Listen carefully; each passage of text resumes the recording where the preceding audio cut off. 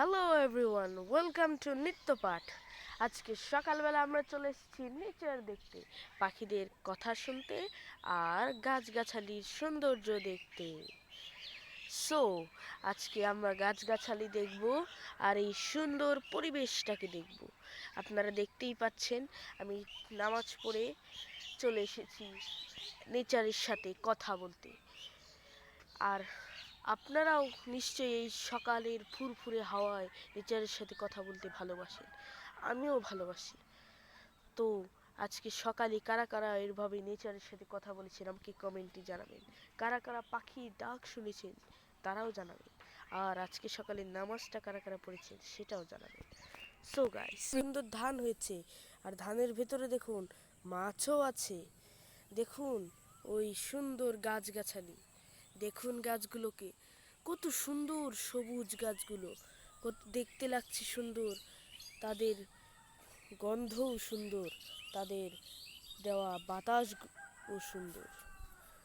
এইটাই তো গ্রাম, গ্রামের পরিবেশ, যেখানে থাকবে সবুজ গাছপালা, ধান ক্ষেত, ধানে সবুজ গাছগাছালি আর পাখি।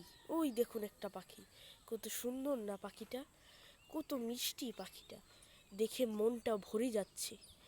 আরও দেখুন আছে কত গাছ, কত গাছ, আরও কত গাছ, আরও কত কত গাছ, দেখে মন প্রাণ সব ভরে যায়, মনে আনন্দ আসে। এগুলো দেখতেই তো আল্লাহ আমাদের চোখগুলো দিয়েছেন, আমাদের এই সৌন্দর্য দেখার জন্য। বাংলায় কি সৌন্দর্য কম আছে? বাংলায় কত সৌন্দর্য আছে, গাছগাছালি, পাখপাখালি, আরও কত কি, বলে শেষ করা যাবে না বাংলার এই সৌন্দর্য। দেখুন আকাশে উড়ছে পাখি, ওই দেখুন পাখি, কত পাখি, কত সৌন্দর্য। ডাহুক পাখি একটি বিলুপ্ত প্রায় সুন্দর একটি পাখি। এই পাখিটি বাংলাদেশের বিভিন্ন ক্ষেত্রে দেখা যায়, তবে পাখিটি প্রায় বিলুপ্ত। এই পাখিটি এখন আর তেমন দেখতে পাওয়া যায় না, তবে কিছু কিছু জায়গায় দেখা যায়। এই সুন্দর পাখির সৌন্দর্য দেখতে সকালবেলা আপনার আশেপাশে থাকা ধান ক্ষেতের কাছে আসবেন, যদি ভাগ্য ভালো থাকে তো দেখতে পাবেন এই সুন্দর পাখির সৌন্দর্য। দোয়া রইল আপনাদের জন্য।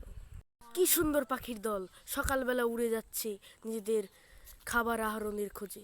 আপনারাও এরকম বেরিয়ে যাবেন, কিন্তু তার আগে একটু নেচারের সাথে কথা তো বলে যান।